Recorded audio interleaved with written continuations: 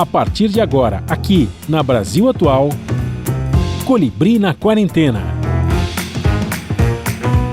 Uma conversa com quem está envolvido em trabalhos de cultura e entretenimento em tempo de pandemia. Colibri na Quarentena, um momento para refletir e se reinventar, na música, no teatro, no cinema e em todas as expressões de arte.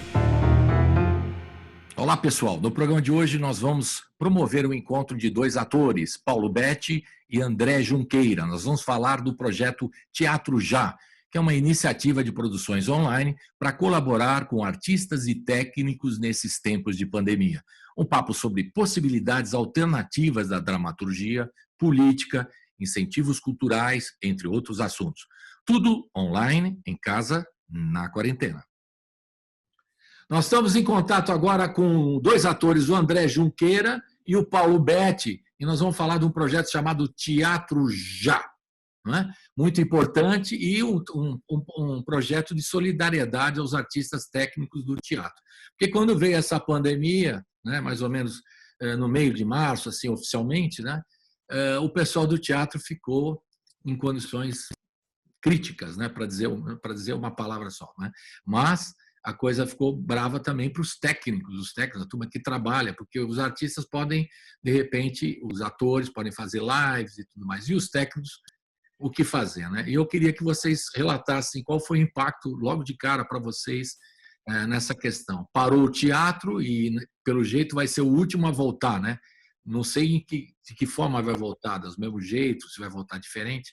Então, eu queria o relato de vocês. Pode começar com quem quiser, o André ou o Paulo. Bem-vindos aqui à Rádio Brasil Atual, no YouTube e também aqui na 98,9 FM. Bom, Paulo querendo começar, pode começar, Paulo. André, você que teve essa ideia junto com a Ana. Então essa ideia, eu acho que o teatro é isso, é esse o teatro que nós temos nesse momento. E isso que eu acho brilhante da ideia do André e da ideia da Ana. Quando eles me convidaram, eu falei, quero sim. Acho muito bacana eu poder fazer a peça num teatro e tendo um espectador vendo. Porque em casa é diferente. Se eu fosse fazer a peça aqui, seria diferente. Eu não saberia fazer a peça. Tentaria, faria, mas eu gosto do ritual do teatro. Eu caminho do fundo do palco, venho para frente, aí tem todo é o teatro, entendeu? E é a ideia de fazer no teatro para uma pessoa vendo, eu gosto disso, porque vai haver uma conexão entre mim e aquele espectador, e nós vamos fazer a peça juntos, né, com esse espectador. E aí a peça vai ser transmitida com 3 câmeras, né, que estarão paradas em 3 pontos da plateia. Uma delas é mais fechada, assim, né, num plano mais fechado, e eu vou fazer para essas câmeras, né? E o espectador poderá botar na televisão, por exemplo, o cara pode assistir em casa na televisão e numa imagem grande pode ver com a família. A peça não tem conteúdo que seja proibido. Então, fica uma celebração. O aspecto do teatro celebratório, né? Assim, para complicar um pouco, a celebração vai estar presente. Né? Vamos estar celebrando o teatro. E para mim está sendo muito desafiador isso. Essa palavra faz tempo que eu não uso. E não uso muito essa palavra, mas eu não sei como vai ser. Então, eu fico perguntando para o André. André, conta como que vai ser. Olha, na verdade, assim, é um grande prazer falar sobre esse projeto agora, porque a gente vem de um momento onde as portas, onde a esperança, onde as coisas se fecharam ao mesmo tempo para todos nós, não só para os artistas, assim, para todos os brasileiros, assim, o mundo inteiro, né? A gente teve um momento onde nós paramos e falamos assim, e agora, né? O que vai acontecer? E a gente vinha de um processo onde a gente estava muito acelerado, então muita coisa acontecia, ao mesmo tempo a gente não registrava quase nada, a gente não sabia nem onde a gente estava, por que a gente estava fazendo, ou por quê, ou para onde, ou o que a gente queria exatamente fazer. Quando chega essa pandemia, a gente tem assim, eu vou falar um pouco mais de teatro, porque na verdade é o nosso ofício, é a nossa área, mas isso aconteceu em todas as áreas, mas assim, quando chega no teatro, que a gente tem esse impedimento e por um inimigo, entre aspas, desconhecido, que não se sabe quando ele vai atingir ou quando ele vai chegar, e a gente é obrigado a parar. A gente é obrigado a parar, a gente é obrigado a olhar ao nosso redor e, de repente, ver que nós estamos sozinhos, somente com nós mesmos, né? Isso vai gerando uma situação onde perde-se todas as perspectivas que existiam, todas as possibilidades, inclusive de trabalho, inclusive de criação. E nós, artistas, o Paulo sabe muito bem disso, somos pessoas que a gente produz muito, inclusive no ócio criativo, quando a gente não está fazendo nada, a gente produz muito. Quando a gente não tem como mostrar, como a gente não tem como levar isso para as pessoas, porque a gente, na verdade, produz isso com uma intenção de levar isso para alguém, de dar isso de presente, de manter essa conexão. E nós estávamos impedidos de fazer isso, até não sabe-se quando. Hoje, por exemplo, ainda não é possível voltar com o teatro, mas o teatro já nasce de um momento onde existe essa inquietação entre eu, Ana Beatriz, todos nós artistas de alguma forma, tentando criar alguma coisa, ou tentando pensar em alguma possibilidade nova. E a gente, no momento de conversa, eu e Ana falou assim, vamos sair do papel, vamos sair das ideias e vamos para o trabalho, vamos executar alguma coisa. Então, vem essa ideia de fazer um teatro aqui agora. Como que pode ser feito? Não pode ser feito ao vivo, presencialmente. Mas então, e se a gente levasse isso para as pessoas? É o que o Paulo estava falando. Eu poderia fazer aqui na casa, assim, mas não é o ambiente do teatro, não é a magia, né, Paulo? Não tem a iluminação, não tem a sonoplastia, não tem aquela mágica daquela caixa preta tão misteriosa para todo mundo. E aí surgiu essa ideia da gente fazer isso e transmitir isso online, que é o que estava acontecendo com várias lives, com várias coisas, mas vamos fazer assim, vamos fazer pela primeira vez um teatro onde a gente vai mostrar um teatro, que não é televisão, que não é cinema, é um teatro que nós, como artistas, Paulo, Ana, Marcelo, a gente não sabe como é que vai chegar para a pessoa do outro lado. A gente não sabe como isso vai chegar. A gente não tinha intenção desde o começo, quando a gente conversou, Paulo, Marcelo, todo mundo, olha, primeira coisa, nós não vamos, não tem edição. A gente não vai editar as imagens. A gente não vai concorrer com a televisão. Ela já faz isso muito bem. As imagens já chegam editadas, o diretor quer contar a história, ele coloca um close em alguém e o espectador, o telespectador é obrigado a olhar para aquela imagem. No teatro, você tem liberdade visual. Você senta numa cadeira, a cena está acontecendo à sua direita, você pode olhar para a esquerda. Você pode olhar para onde você quiser. Então, se a gente cerceasse esse direito do espectador de assistir ao espetáculo como ele quer, a gente já estaria corrompendo o teatro de alguma forma, né? A gente quebra a quarta parede, a gente mostra isso na casa deles de repente, mas a gente queria manter o máximo possível. Então esse é um ponto de vista que é o seguinte: a gente não edita as imagens. Como o Paulo disse, são 3 câmeras, podem ser 4, pode ser 5. Cada câmera é como se fosse a visão de um espectador dentro daquela sala, de um ponto de vista diferente. Não temos um cameraman. A câmera é parada. A gente decide como ela vai captar a imagem do começo ao fim, naquele momento. O artista se movimenta no palco e ele vai saber em que momento ele vai estar na frente de qual câmera, de acordo com o que ele resolver previamente, e a história começa a ser contada. O público na casa dele, com o celular ou com o laptop, alguma coisa, ele tem a possibilidade de visualizar uma câmera principal, que é a câmera principal nossa que pega o palco inteiro, e quando ele passa a primeira página, ele vê mais 4 ou 5 câmeras, com as transmissões sendo feitas simultaneamente e ele conta a própria história para ele. Legal. Ele decide que ponto de vista que ele quer ver.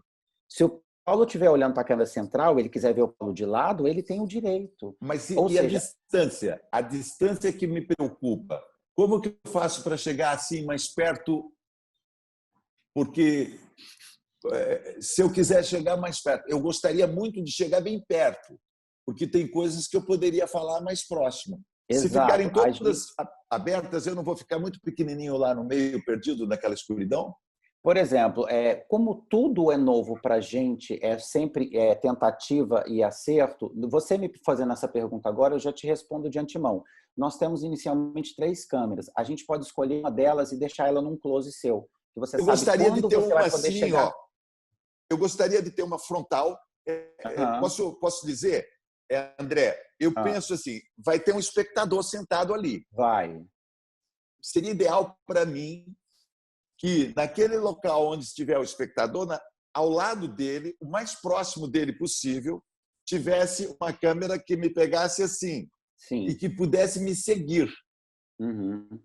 Seguir, eu digo, parada onde ela está, mas se eu vou para o lado esquerdo, ela vai também. Se eu vou para o lado direito, ela vai também. Ela me segue nesse plano, porque eu vou fazer para essa pessoa. Uhum. Eu vou fazer tentando captar o interesse absoluto dessa pessoa, que é o que está na sala e que lindamente vocês bolaram, que pelo fato de ser essa pessoa que está na sala, ela simboliza todos os que estão em casa. Uhum. E para mim é a minha salvação. A minha salvação é esse único espectador. Teve um momento até que eu falei, você não quer botar uns 4, 5? Eu lembro que eu falei nisso. Tiraria um pouco do simbolismo. Por exemplo, aí um espectador só e a câmera que estiver ao lado dele teria que ter alguém manejando ela para ela me acompanhar, entendeu? Ela me acompanha, porque eu fico geralmente falando para o público. Eu faço minha peça olhando toda a plateia. Uhum. Como só vai ter um, eu vou fazer no olho dessa pessoa. Eu vou concentrar nela. Então, se você der uma câmera assim ao lado dela, é gol, entendeu? Aí as outras, ótimo. As outras, ótimo, abertas. Mas eu preciso ter a chance de... Bom, está entendido. É possível? Eu acredito que, neste momento, tudo é possível. Nós vamos criar juntos, né? Você está me pedindo isso, a Ana, de repente, vai me pedir outra coisa, o Emílio, o senhor Neto, outra. Então, eu acho que o bacana vai ser isso. Cada história vai ser contada de uma forma, né? O Paulo quer contar dele assim. Tem, por exemplo, tiveram atores, entre esses que eu falei agora, que perguntaram assim, eu posso ter uma câmera do teto do teatro e me pegando de cima para baixo? E eu falei, é uma opção sua, a gente pode testar, ver se isso funciona, a gente pode tentar contar a história dessa forma. Cada um vai falar de um jeito. Para o Paulo é confortável desse jeito, a gente vai chegar no teatro, ele vai lá fazer um ensaio com a gente, né, com máscara, com tudo. Isso é bem legal a gente deixar isso ressaltado. Assim, a gente fez uma higienização do teatro, tem uma empresa que está apoiando a gente, então o teatro é sempre higienizado, os técnicos chegam pela cabine de som, os atores chegam lá pelo camarim. Então, assim, a gente evita o máximo possível de contato para proteger toda a equipe, para proteger todo mundo, inclusive esse espectador que vai, no dia de cada peça, vai ser um espectador diferente. Seguindo todos os protocolos, né, corretos. Todos os protocolos de segurança, né? Sim. Apesar da gente não estar promovendo aglomerações, a gente está lidando com pessoas ali dentro. Então, é bom que a gente tenha esse cuidado. Isso foi muito bem pensado. E onde que fala do teatro, onde é o teatro, tudo só para a gente. Claro que o povo não vai lá porque não pode ir ainda, né? Não está liberado. Mas onde vocês vão gravar exatamente? A gente está no Teatro Petra Gold. É uma iniciativa do teatro em si, porque assim como os artistas, o que é bom ressaltar, a gente está no momento em que está difícil para todo mundo, inclusive para todos nós, artistas também. Sim. E nós tivemos aí, com muito mérito, o Paulo, a Ana, o Marcelo, abrindo mão dos cachês deles, sabe? Eles não estão recebendo cachê para fazer as apresentações. Os preços são populares, porque é um projeto de caráter solidário. A gente tem a metade da bilheteria sendo revertida toda para as famílias de técnicos e artistas de teatro que estão empregados. Muito importante. Então, por um lado, assim, a gente abre o projeto e a gente fica muito feliz dos artistas se prestarem a fazer isso, assim, sabe? O Paulo está correndo um risco, assim, o Paulo está saindo da casa dele no momento de pandemia, de segurança. Ele está indo. Está onde, Paulo? Só para a gente saber, você está em que local? Você está onde? No Rio de Janeiro. No Rio. O André também, todos no Rio. Sim, sim. E o teatro fica no Leblon, né? Só para quem está ouvindo, para quem está ouvindo, falar, mas o Petro agora não, é do Rio de Janeiro, né? Você já está explicando os dois. Rio de Janeiro. Eu moro na Barra.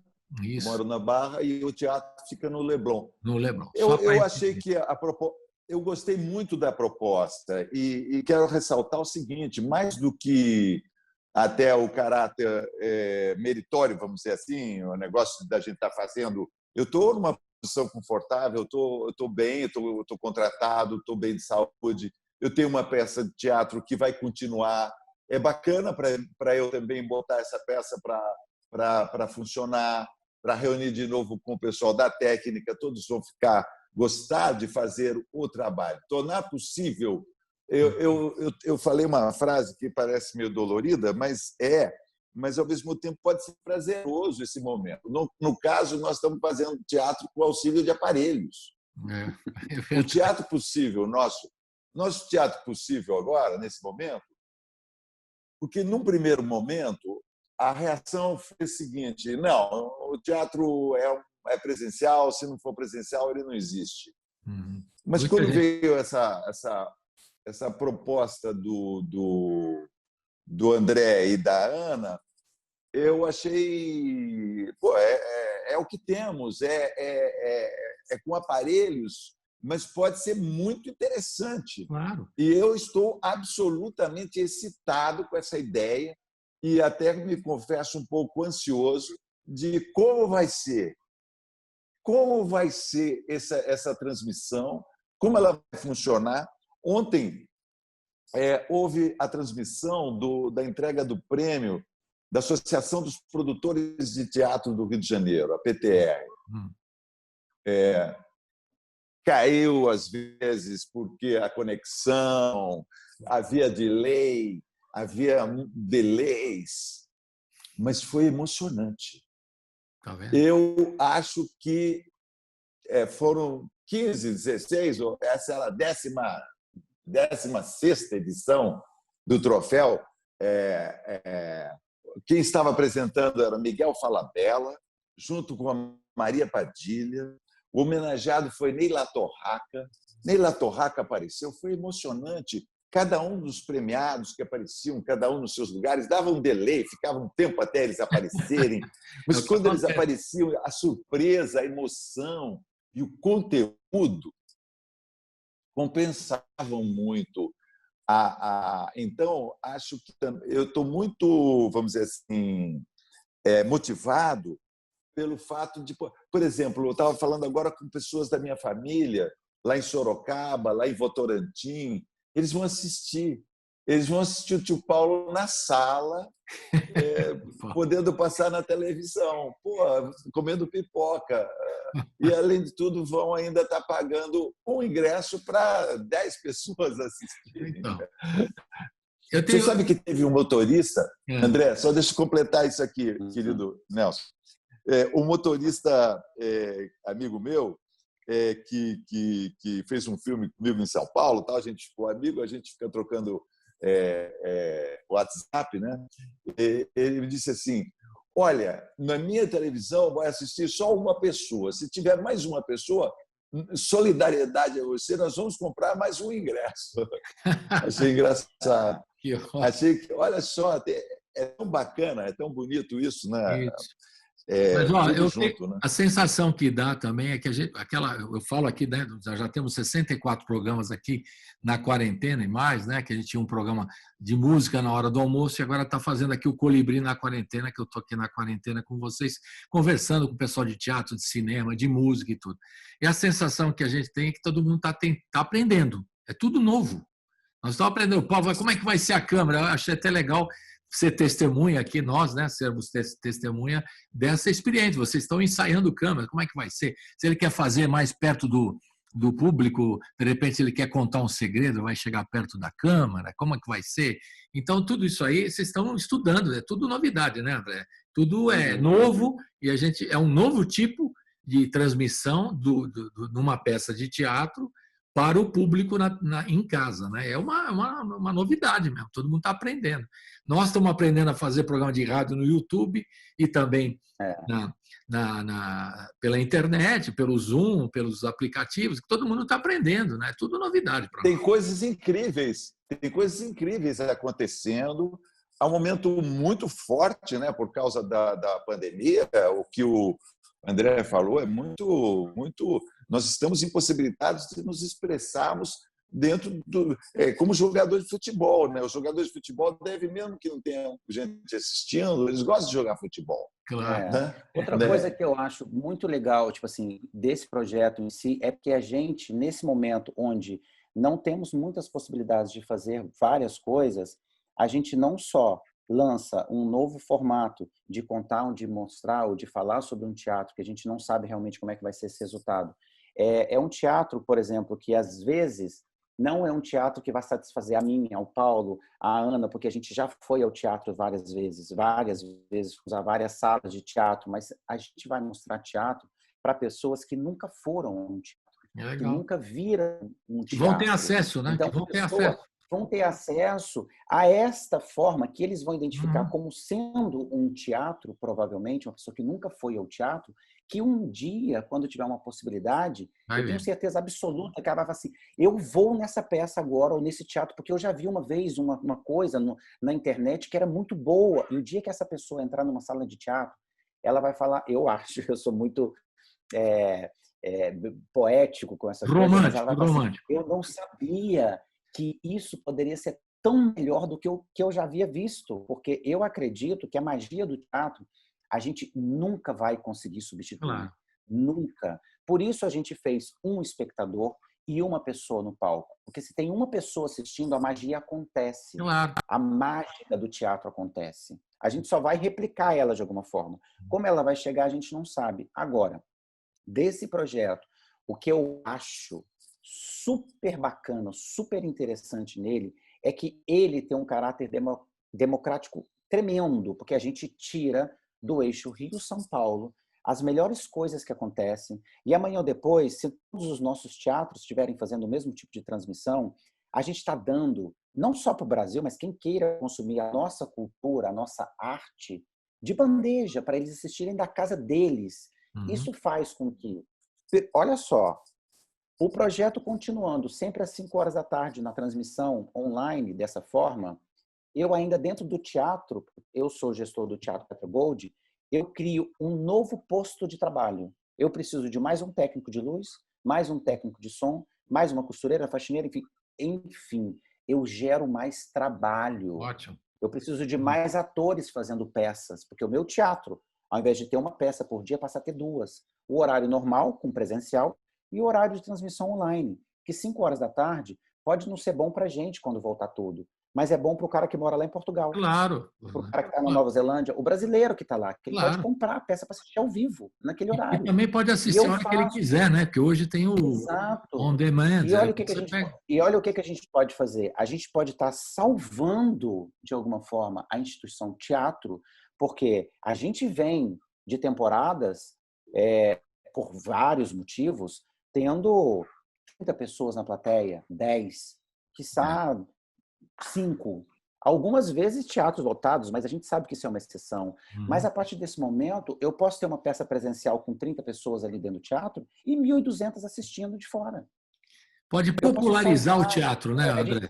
A gente pode fazer com que o teatro seja salvo de alguma forma. Claro, exatamente. Vai acontecer? André, não sei. A sua ideia é absolutamente extraordinária. Algumas pessoas têm se queixado do horário aqui no Brasil. Porque muitas pessoas estão no trabalho e não podem ver. Mas, enfim, acho que tem uma grande parte de pessoas que estão na quarentena e não estão no trabalho. Então, é uma coisa que eu queria destacar, é que há pouco tempo fizeram uma pesquisa muito boa, muito bem feita, Foi até a TV Globo que fez, porque a TV Globo queria ajudar o teatro. Queria fazer campanhas. A Globo sempre fez aquelas campanhas a favor do teatro e tal. E, nesse momento, eles falaram, vamos entender o que é o teatro. E fizeram uma pesquisa. Você sabe que as pessoas têm vergonha de ir ao teatro. As pessoas têm vergonha de entrar no teatro. O teatro fica parecendo o teatro municipal. O teatro é um lugar que a pessoa tem vergonha de atravessar aqueles umbrais e entrar lá porque ela tem medo de que aquilo fique de costas para ela. Eu estou reproduzindo exatamente a imagem que foi formada na época. É como se o cara tivesse que se vestir de uma forma que ele não consegue, que ele fosse rejeitado no teatro. Olha só, então isso é mais uma coisa boa que pode acontecer. A pessoa que nunca foi ao teatro porque tinha vergonha de ir, pode ir. Pode ter vai ver, muito legal. Porque as pessoas tinham medo de ir e se envergonhar, de não saber como se comportar no teatro. É verdade. No fundo, isso é uma coisa muito boa para que isso se quebre, né? Exatamente. Legal, e o maior acesso ao teatro vai ser popularizar o teatro e um novo tipo de teatro que vocês estão trabalhando nessa. Quer ver que em momentos de crise a gente tem a criatividade, é o que vocês estão fazendo aí. Eu queria fazer um intervalinho rápido e o André vai escolher aqui um trecho para a gente botar dos profissionais que vão trabalhar, vários atores, o Paulo Betti aqui com a gente e tal, que vão participar do projeto, que a gente podia botar aqui uma vinheta, alguma coisa de participação deles. Já tem gravações, né? Como é que fala? Tem. A gente pode ouvir agora. Tem sim, eu vou botar. Mas assim que... Nós vamos chamar agora, eu vou fazer uma roda aqui, vamos chamar e você me fala o que a gente vai ver agora. O que vai ser? Tá, a gente vai ver um compilado das peças que vão participar do projeto agora em julho. É a peça do Paulo Betti, que é a autobiografia autorizada. A gente tem Marcelo Serrado com Os Vilões de Shakespeare, Ana Beatriz Nogueira com Um Dia Menos, Emílio Orciolo Neto com Eu Também Queria Te Dizer e Telmo Fernandes com O Diário do Farol. Legal. Então é um trechinho de cada uma delas, é uma espécie de uma apresentação geral, é isso? É. Então vamos rodar agora a apresentação geral para você ter uma ideia de como é que vai ser o teatro já. Daqui a pouco a gente volta. Roda! Uhul! Não tenho nada para dizer. Foi tudo assim muito rápido. Sem sentido. Ou se eu pudesse voltar no tempo, eu sei, coisa idiota de se dizer, todos nós hoje gostaríamos de voltar, de estar na sexta-feira. O que eu digo, tia, é que eu preferia não ter nascido. Ela poderia ter sido qualquer um, o Ricardo, o Jorge, o Marcos, mas fui eu que dei carona pro Lucas. Ele me pediu, eu estava saindo da festa meio pé da vida por causa de uma menina, ele perguntou se eu estava indo para os lados dele, eu disse que não, mas entra, Lucas.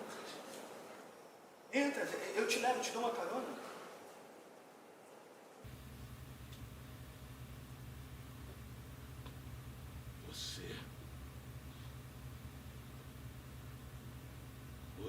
Você é um demônio. Demônio. Já nasceu sentado do lado esquerdo de Deus. Você não vai mais entrar nessa casa. Eu não quero mais olhar para sua cara. Esqueça de mim. Como eu vou me esquecer de você. Você está ouvindo Colibri na Quarentena. Estamos de volta aqui com o André Junqueira e o Paulo Betti, dois atores, estão no projeto Teatro Já. Já discutimos aqui, vocês discutiram, então tudo é novo, estamos aprendendo, vai ser uma iniciativa e vai ser uma coisa muito interessante para o teatro. A questão do texto, tem que ser monólogo? Pergunto a vocês dois.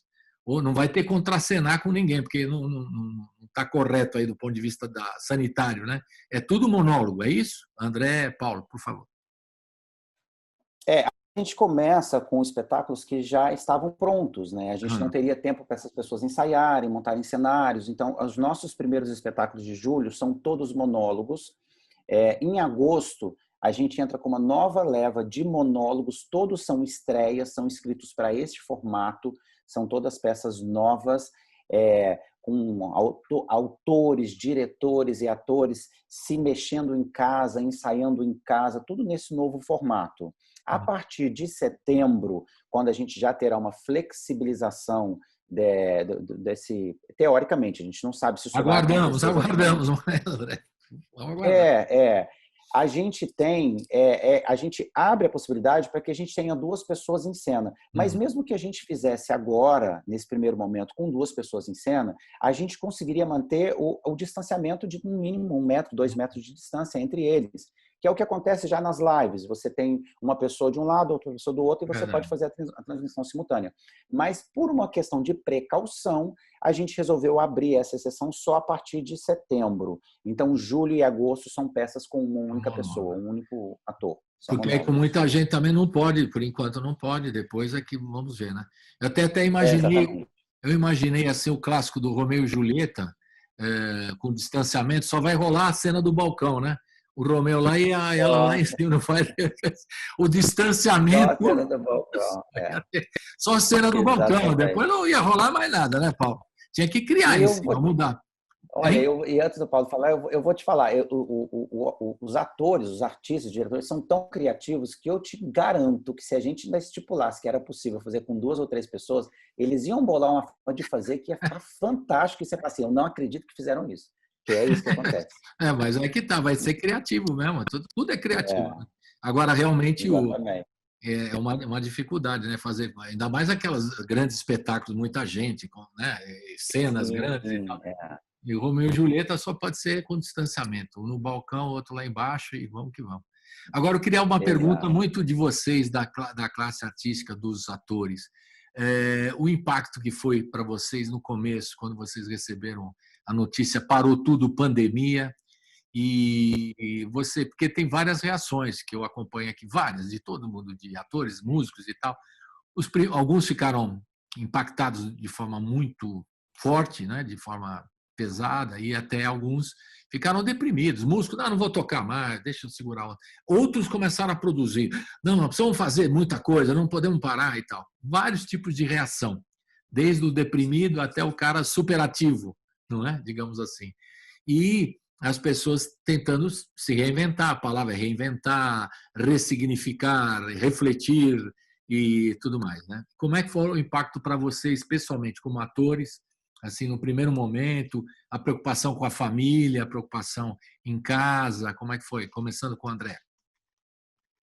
Olha, na verdade, assim, eu acabo tendo 2 impactos diretamente. Tenho um como gestor do teatro, onde eu tenho mais ou menos 16 a 17 pessoas que diretamente dependem de um salário, que eles são contratados, e tenho um impacto como artista, que é onde eu também vejo as minhas atividades artísticas sendo interrompidas e não podendo fazer nada. Eu estava em cartaz com um espetáculo também, que se chama Crimes Delicados, sou eu, o El Aguiar e o Daniel Dantas, e a gente estava com uma temporada de sucesso no teatro e a gente teve que parar a temporada, assim como todo mundo parou.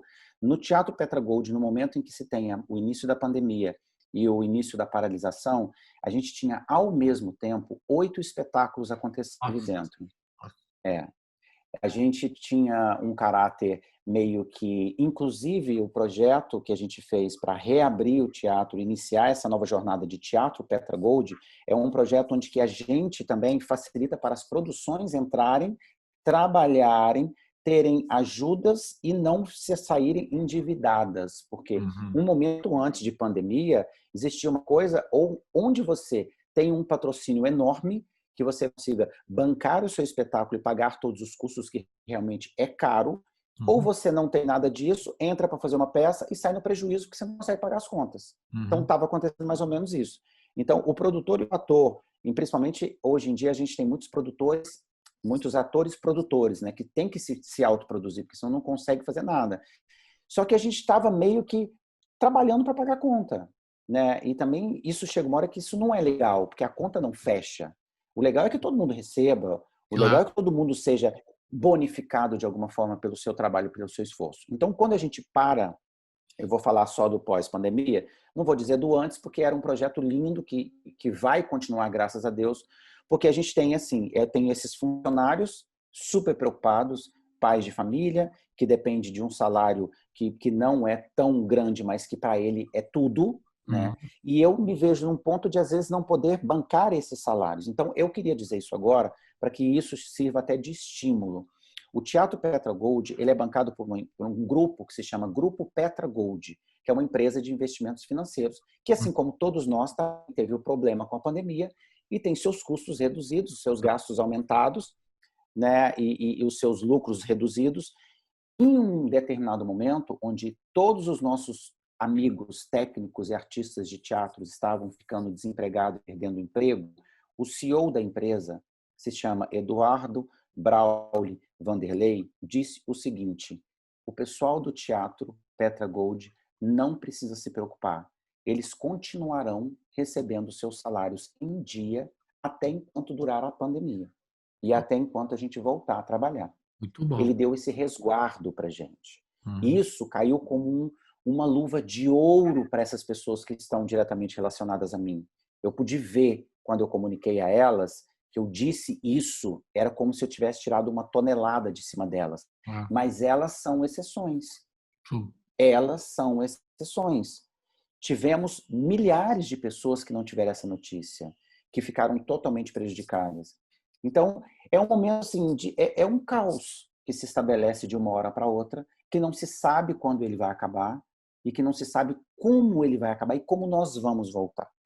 O que eu tenho de bom para falar com relação a essa pergunta que você me fez, de como foi para mim exatamente, é que dentro desse caos todo, eu vejo hoje que a gente tem um teatro que passa a existir no Brasil inteiro como uma referência de alguma coisa que está voltando, renascendo para esse lugar nosso de cultura, que até então não se tem. Ontem eu dei uma notícia para uma atriz que se chama Clarice Nisquier, que estava com uma peça lá com a gente, que estava fazendo A Esperança na Caixa de Chicletes Ping Pong, que é toda baseada nas músicas do Zé Cabaleiro, uma peça linda. Ela estreou na sexta.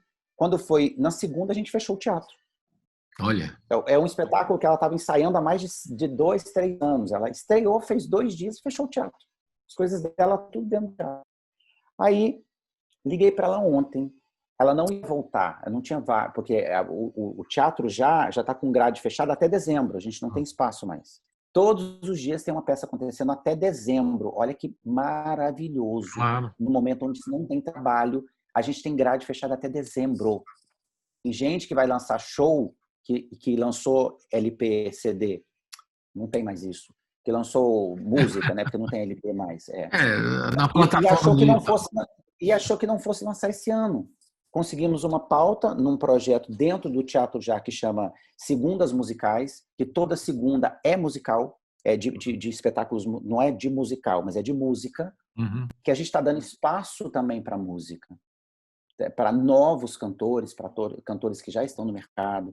Então, toda segunda tem uma apresentação e tem gente que vai fazer o lançamento do CD desse ano no Teatro Já. Que bom.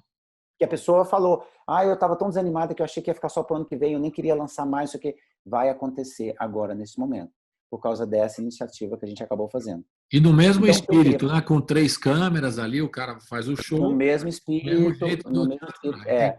Aí é um músico com uma cantora, uma intérprete, também elenco reduzido.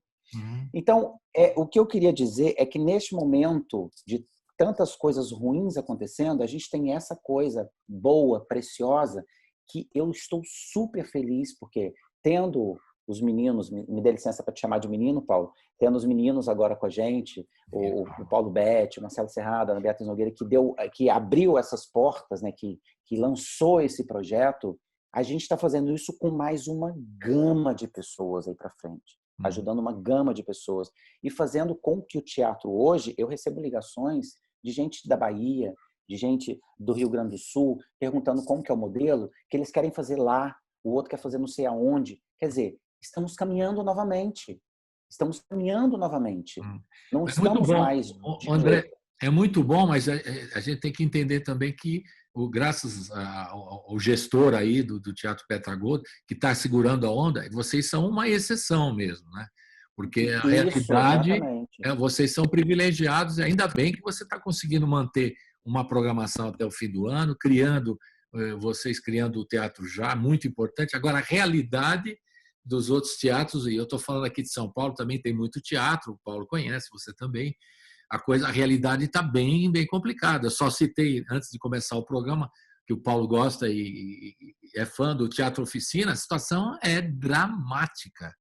Teatro Zé Celso lá, contando para nós, a situação é dramática, de perder o espaço, de perder o teatro, de perder tudo, porque eles fazem aquilo com muita gente, sempre eles fizeram, né? O Teatro da Oficina, o Paulo sabe, é muita gente, é sempre aquela coisa muito, né, de contato, que é o tipo do Teatro do Zé Celso Martinez Corrêa.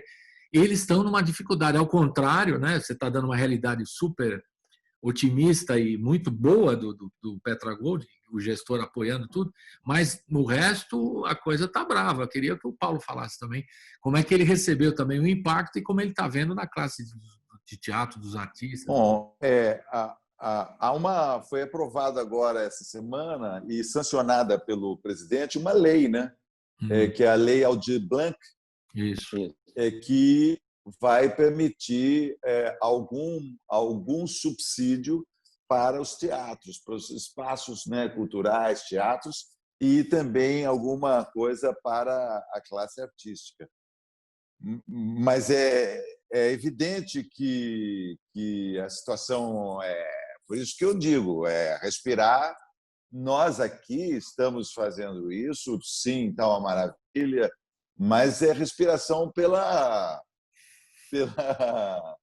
por aparelhos, como por aparelhos, quer dizer, é uma tentativa que a gente tem e vai dar certo e vai ser bonito e vai ser divertido e vai ser exemplar, porque pode ser outros lugares. Agora, é claro que é mais fácil fazer porque eu estou com monólogo. Para o Zé Celso, que estava com uma peça com muitos atores, fica muito mais difícil. Por isso que a gente tem que lutar para que haja solidariedade. O Teatro Oficina é muito importante para a vida brasileira, teatro brasileiro. Então, temos que criar logo uma campanha para manter o Teatro Oficina vivo. E é interessante que você esteja falando. O Zé Celso tem que estar no ar, tem que falar e nós temos que apoiá-lo. E o Teatro Oficina precisa ser apoiado. Assim como o Petra Gold teve essa sorte, a Oficina devia ser abarcado pela prefeitura ou pelo governo do estado. A situação da Oficina inclusive, aquela praça, aquele espaço que estão querendo tomar da Oficina. É óbvio que o Bexiga precisa mais de uma praça com árvores, com um espaço para as pessoas se divertirem, do que mais um espigão ali, ou shopping center. Eu sei, eu acho que o Zé tem uma luta aí há tanto tempo, e não só porque ele tem essa luta há tanto tempo, é porque é realmente um tipo de teatro que é muito bom o que ele faz, muito necessário, muito vivo, muito transformador, né? O Teatro Oficina tem esse espaço no teatro brasileiro e em qualquer lugar do mundo. O Teatro Oficina, aquele prédio do Teatro Oficina, é um projeto da Lina Bardi, ele é inovador, né? Porque ele propõe que o teatro aconteça como se fosse um desfile de escola de samba. Então, não é um palco italiano tradicional, é um palco que é um corredor, como se fosse para o teatro passar por aquilo e os espectadores estão vendo a peça. Isso é uma coisa extraordinária. Aquele teatro é considerado o teatro mais importante do mundo, como arquitetura teatral, sabia? Não. Houve uma votação e elegeram o Teatro Oficina. Então, e ele foi construído pensando em aproveitar o terreno ao lado para que ele desemboque numa praça. Essa é a ideia do Zé. Se fizerem um prédio imenso ali, puxa, vão achatar o Teatro Oficina, a sua arquitetura.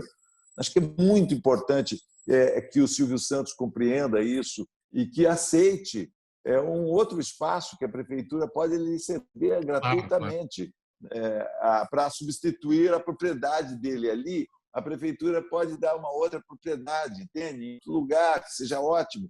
Existem milhares de possibilidades para que aquele lugar não seja ocupado por um espigão que vai achatar o Teatro Oficina. Então, o Teatro Oficina já vive há muito tempo sob ameaça. Né? Exato. Agora, Paulo, você não falou da sua experiência pessoal, desculpe, né, tocar nesse assunto. Você falou no começo que você é um privilegiado, que você está em casa, pode ficar confinado, está contratado nesse momento, né? E então você pode seguir e tocar a vida. Mas como é que foi o impacto para você pessoalmente? Você teve que ficar em casa e os familiares, o pessoal lá de Sorocaba, aí no Rio de Janeiro, como é que você conversou com a família? Enfim, como é que foi como é que você resolveu essa questão e como é que você lidou com isso?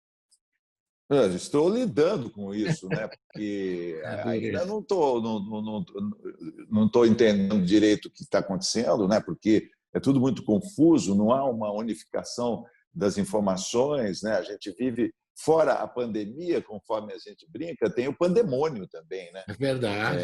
Então, você sabe que um amigo meu lá em Sorocaba, ele foi médico, cardiologista, e ele perguntou: mas o senhor não usa máscara? Aí o médico falou assim: não, isso é coisa de comunista. Olha! Máscara. Tem gente falando nisso aí, mas isso, a máscara não é agradável de ser usada para qualquer para qualquer pessoa. A máscara é um símbolo. Então, logo que ela foi lançada, imediatamente os negacionistas que estão relacionados com o governo tentaram descredibilizar a máscara. Não adianta nada. Aí alguém falou: não, mas digamos que adiante 15%. Aí eu pensei e comecei a pensar assim: gente, quando você veste a camisa do seu time, você não quer dizer que você está ajudando, de alguma forma, está ajudando o seu time a ganhar o jogo, porque você está com a camisa do seu time. Claro, você não está em campo e a sua eficácia como torcedor ela é contestável, mas de alguma maneira você está ajudando o seu time. Então, por que você não quer ajudar a vencer o vírus? Eles conseguiram botar na cabeça das pessoas que andar de máscara é vergonhoso, que andar de máscara, além de não é eficaz, e você é covarde, você tem que ser contestador, você tem que não usar máscara. Eu acho isso tão... Agora, a melhor de tudo foi essa. O médico, cara que estudou 6 anos numa faculdade de medicina, dizer que a máscara é coisa de comunista, contestando toda a medicina, né? Então, eu fico muito orgulhoso de ser comunista. Por quê? Eu detesto usar máscara, eu não gosto, me sinto afogado, mas às vezes eu estou saindo de carro e tenho que sair, tenho que ir em algum lugar, mas eu fico com vergonha de passar na frente do cara que está trabalhando com a máscara, porque é uma espécie de solidariedade minha estar com a máscara e de respeito, por essa pessoa.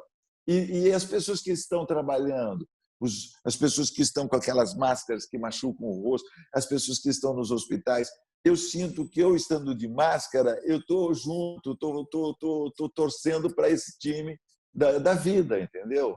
E não do desafio. Não é hora de desafiar a morte, é hora de tentar preservar a vida. Né? Agora, o artista também, daqui a pouco a gente vai falar desse governo um pouquinho, do pandemônio, daqui a pouco a gente vai falar, mas eu queria fazer um intervalinho agora de novo, e o André escolhe aqui o que a gente pode ver agora nesse intervalinho. O que você nos sugere, André? Diga lá. Tá, deixa eu só falar um pouquinho aqui em cima do que eu havia falado do teatro lá. Porque às vezes pode parecer... uma facilidade do jeito que eu disse, que a gente tem os funcionários recebendo.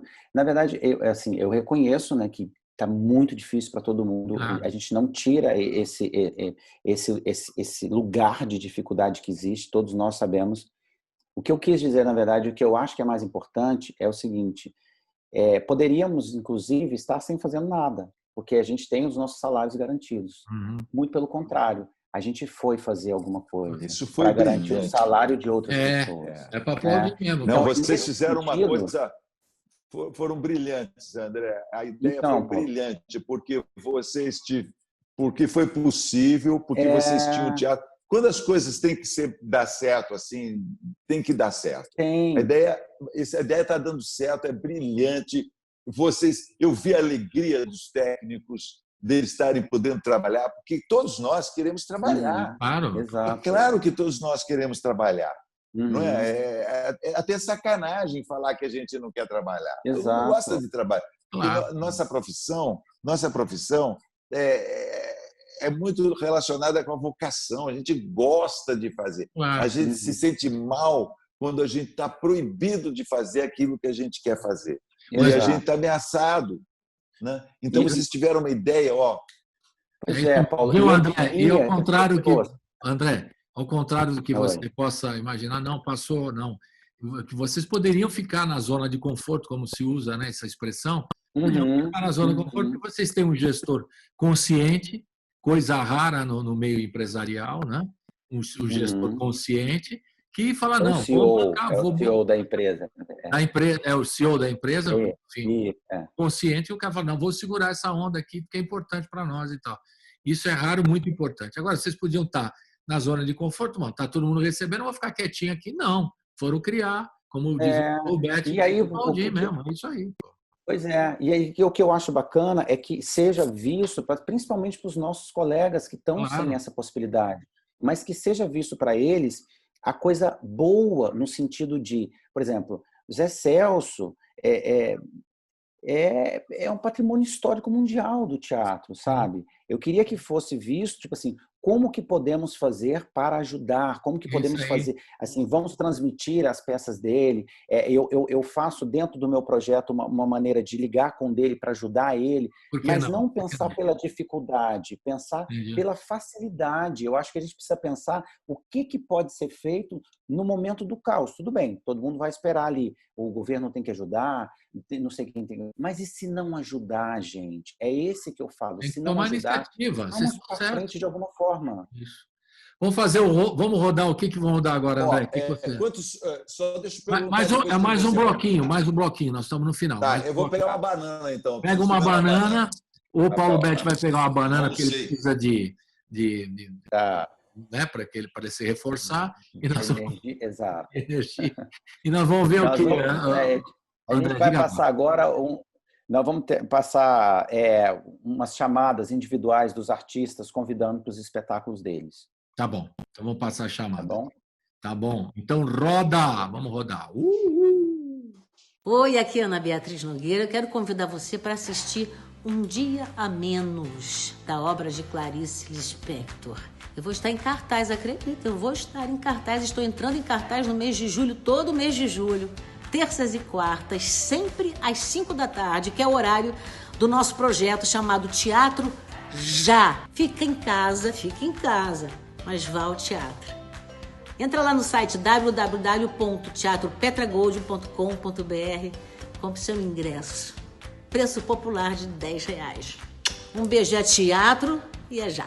Salve, salve, meus amigos. Eu quero convidar todos vocês para assistirem ao meu espetáculo. Eu vou estrear dia 10 de julho no Teatro Já. Você entra lá na internet www.teatropetragold.com.br e compra o ingresso do meu espetáculo. R$10. O espetáculo se chama Também Queria Te Dizer, da grande autora Marta Medeiros. É um monólogo muito interessante que vai fazer você pensar, refletir sobre a vida, se emocionar e se divertir também. Todas as sextas-feiras do mês de julho, no Teatro Petra Gold, às 5 da tarde. www.teatropetragold.com.br. 10 de julho eu espero vocês. Olá, gente, tudo bem? Marcelo Serrado aqui falando. Eu vou estar com o meu espetáculo Os Vilões de Shakespeare agora no projeto Teatro Já. Teatro agora no mês de julho, só que na sua casa. Você vai poder ver peças de teatro exatamente na sua casa, sem sair de casa. Ingressos a preços populares a R$10 para poder ajudar as pessoas também que trabalham com teatro, que vivem de teatro, são técnicos. É um projeto Teatro Já, tá? Na sua casa, preço popular. Entra lá no site www.teatropetragold.com.br. Você vai poder ver o meu espetáculo e outras peças maravilhosas também. Obrigado. Olá, amigos. A minha voz continua a mesma, mas meus cabelos, quanta diferença, né? O que se leva da vida é a vida que se leva. Venha rir, venha se emocionar comigo na minha autobiografia Autorrisada. É o teatro respirando por aparelhos. Compre seu ingresso por apenas R$10 e veja na sua casa. O espetáculo é livre, você pode projetar na sua televisão e ver com sua família. Autobiografia Autorrisada. Não perca! Esse sábado agora? Estamos de volta aqui com o André Junqueira, o Paulo Betti, que já está comendo uma bananinha, porque ele precisa de muita energia para fazer figura. Muita energia para fazer a peça, né? O monólogo que ele vai fazer. Né? É baseado em que esse monólogo seu, Paulo? É na sua vida? Como é que é? Autobiografia, óbvio, né? Que é a sua vida. Um amigo meu que assistiu falou que é uma autobiografia autorrisada. Autorrisada. E aí você conta todas as histórias lá de quando você começou lá em Sorocaba, tudo? Você conta tudo? Não é a história relacionada com a minha carreira. É a minha infância e minha adolescência. É uma viagem para dentro dos anos 50, contando um pouco da história dos meus avós e a minha, através do meu olhar, de menino e depois de adolescente. E é uma história, tem muito rádio. Tem uns 15 minutos da peça, que são memórias de rádio. Eu ouvi muita rádio, porque quando eu era menino, lá em Sorocaba, eu ouvia rádio com a minha mãe. Minha mãe passava roupa para os estudantes de medicina. Ela pegava as trouxas de roupa e passava. E ela me ensinava a passar roupa e a gente ficava escutando o rádio o dia inteiro, passando roupa e escutando rádio. Então, 15 minutos da peça é isso, passando roupa com a minha mãe e escutando rádio. Então, um pouco daquele clima da rádio como ela era. Fora isso, é a história de um garoto da roça com a transição para a cidade, né? Se eu fosse contar a história toda, demoraria muito tempo, né, para chegar, falar da minha carreira. Tal. Minha carreira as pessoas já viram na ficção ou podem assistir filmes e tal, se quiserem. Mas o que eu conto é especificamente aquele universo do samba, do batuque, das crendices populares, dos benzedores e do humor, né? Porque a minha peça tem 50% é humor, porque como já foi muito tempo, eu dou risada até de todos os momentos, eu arranco sempre uma risada, né? Isso vai ser uma coisa difícil de fazer no teatro com um espectador só. E com o espectador ainda com uma máscara, né? Ele vai dar risada, como é que vai ser? Eu vou pedir para ele, antes de começar a peça, eu vou fazer para ele assim, quando você estiver achando engraçado, você faz assim. ou inventar um gesto para que ele entendeu que aquilo é engraçado. Talvez seja assim mesmo, fazer um movimento. Eu vou combinar com ele antes, porque é muito importante você... A minha peça tem momentos poéticos e tem momentos dramáticos, mas 50% é cômico. Né? Então, eu preciso muito da participação do espectador. Né? Mas é isso, é a história do meu avô João, da minha avó Celeste, da minha mãe, dos meus irmãos, e de como é uma família de italianos no meio de um quilombo. A história se passa num quilombo, que é onde eu fui criado, que é a Vila Leão, em Sorocaba, onde ainda hoje tem a casa onde eu fui criado, que está lá, era um centro cultural, quilombinho, agora está fechado, infelizmente, mas, enfim, é divertido. As pessoas sempre desconfiam um pouco na hora de ver uma peça que fala da história da infância, e o Paulo vai falar da infância dele, mas quando ela... Então, eu sinto sempre uma certa dificuldade de atrair as pessoas para assistirem a peça. Mas, quando elas vão, elas falam, que bacana, e elas saem estimuladas em falar de suas próprias origens, as suas próprias histórias, porque essa coisa de você consultar os seus... A minha peça quase toda foi escrita a partir de histórias contadas pelas minhas irmãs e pelos meus pais, que eu fui anotando, pela minha... Eu sempre anotei, desde que era menino, porque a circunstância que eu vivia era muito estranha. Eu era 15º filho, né? Morando num buraco. Nossa família morava numa baixada, era um buraco. A nossa casa ficava no lugar mais baixo de um buraco. Quando batia gente no portão, isso eu falo na peça, quando alguém batia no portão, eu sempre tinha que olhar para cima. A gente olhava para cima, porque a pessoa estava lá em cima. Eu disse assim, tem cebolinha, dona Adelaide? Porque minha mãe tinha uma horta, né? E ela vendia. Minha mãe fazia de tudo para ganhar uns trocados, entende? Tinha uma horta.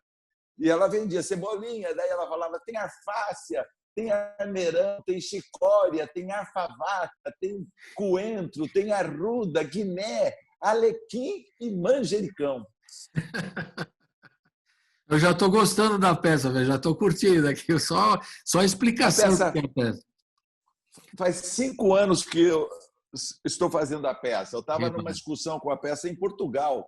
Eu fiz 15 cidades portuguesas, Porto, Lisboa.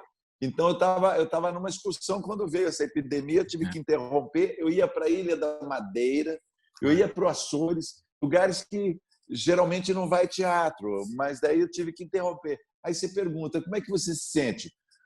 A gente tem que sobreviver, a gente tem que tentar se manter vivo. Claro. Senão, sabe, tá certo, tem pessoas que se deprimem, eu também me deprimo, mas a gente tem que tentar se manter vivo.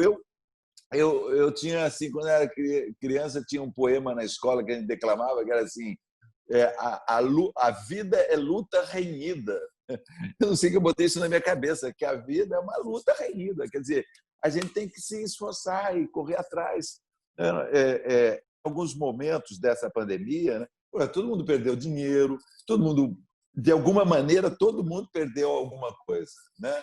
E principalmente pessoas. Agora, graças aos deuses e a Deus, eu não perdi ninguém da minha família, entende? Eu estou feliz que a minha família está inteira, meu irmão, minha irmã, minha outra irmã, meus sobrinhos, está todo mundo, graças a Deus, que a doença não pegou ninguém e que eles estão obedecendo e se recolhendo e tiveram a sorte também de não ser pegos pela doença. Mas eu fico pensando nessas...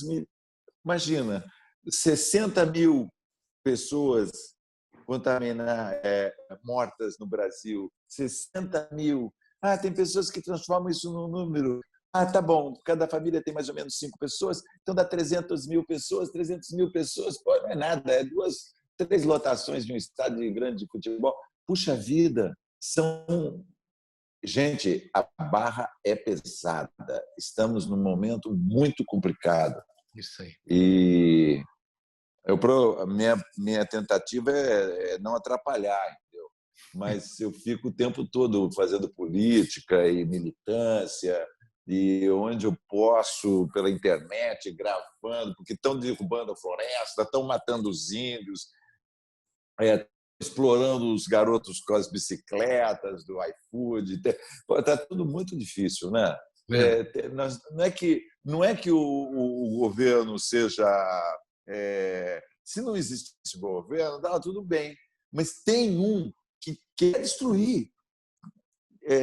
Não sei se todo ele, mas pelo menos o líder quer destruir e tem esse objetivo e diz isso. Então É difícil. Nós temos que ser muito mais resistentes agora, inclusive, porque estamos numa pandemia. Então, é isso. Eu estou me sentindo assim, de mãos dadas, sem mãos, né, através dos aparelhos, mas juntos para a gente resistir solidários, ao pandemônio. Né? Principalmente solidários, né, André? Também é a palavra que se usa muito e que é uma ação efetiva, mas solidariedade entre os artistas para ajudar, e vocês vão ajudar os técnicos também, é muito importante essa ação do Teatro Já, né? Essa questão de ajudar efetivamente todo mundo que está precisando nesse momento. E você, André, você estava fazendo como chamava? Crimes Delicados, é isso? Crimes Delicados, é isso? Crimes Delicados. E aí? Vai voltar? Você teve que parar tudo? Fala um pouquinho do seu trabalho pessoal.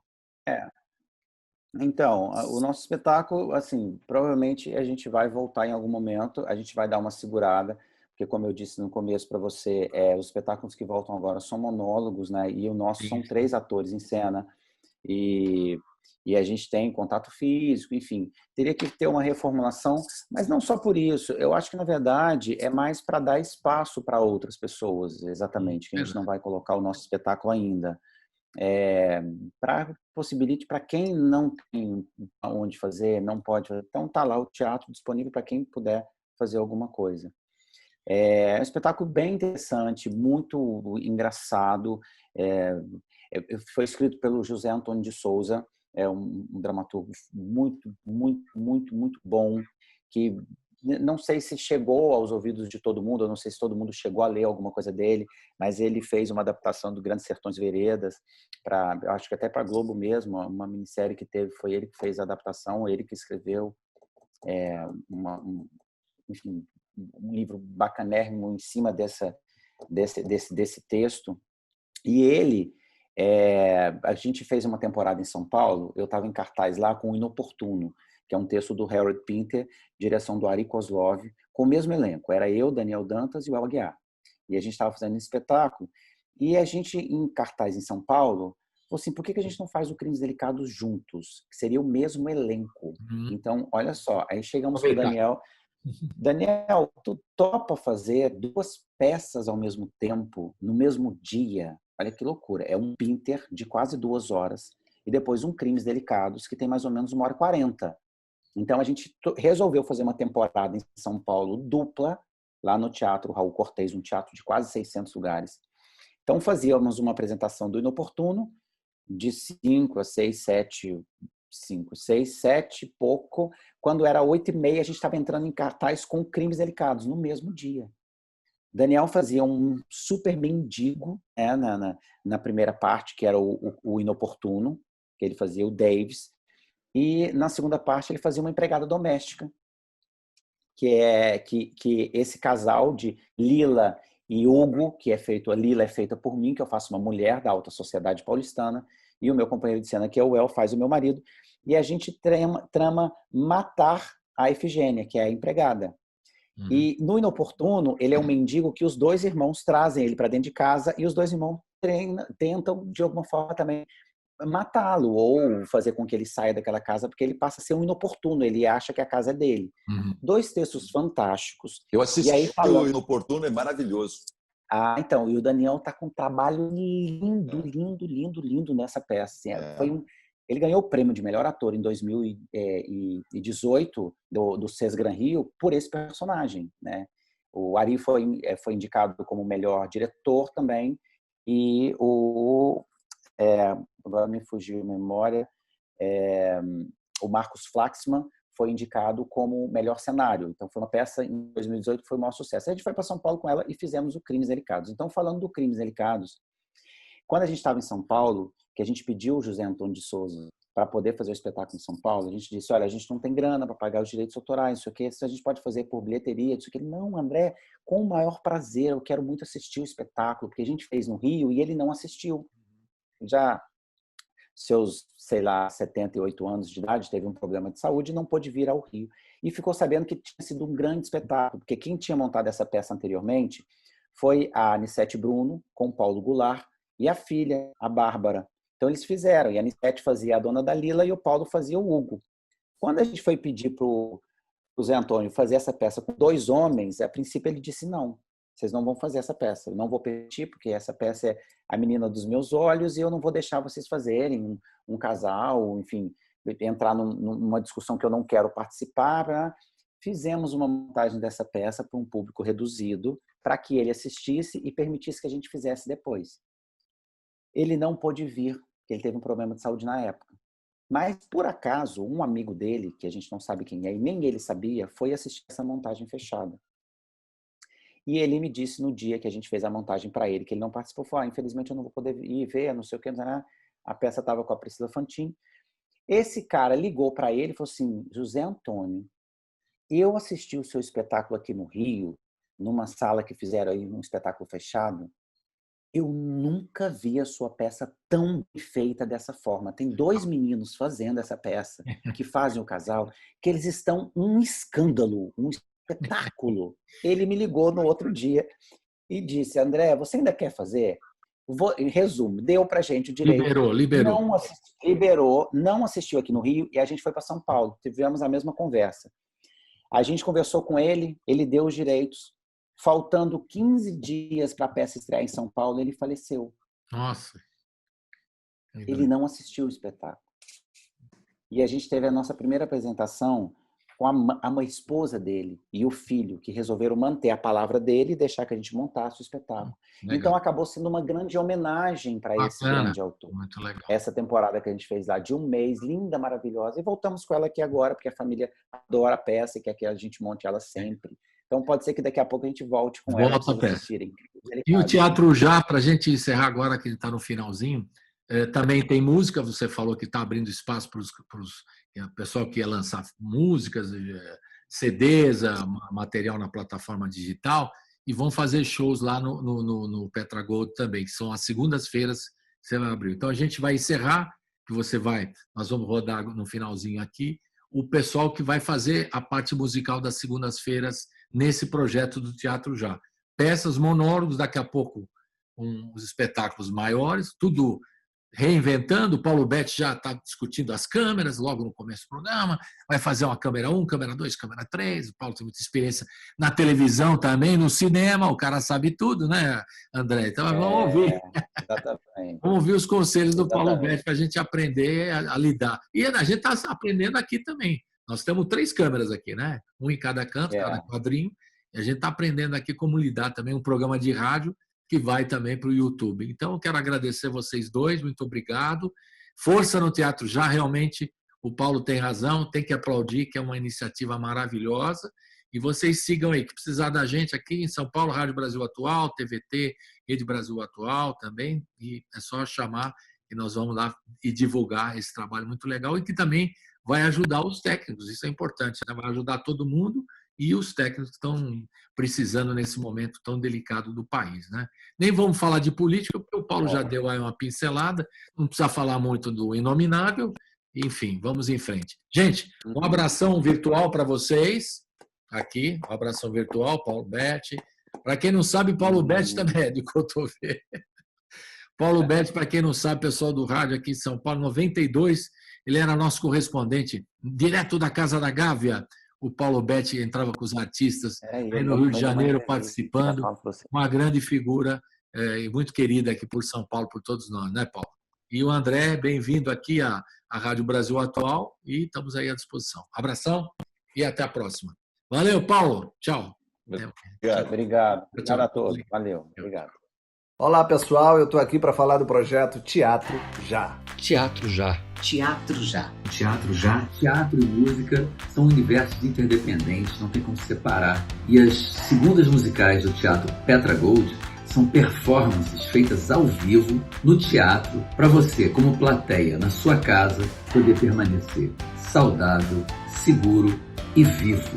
Arte, cultura, diversão e solidariedade. Parece música para os nossos ouvidos e almas famintas desse momento. O que seria de Calabar sem as maravilhosas músicas do Chico Buarque?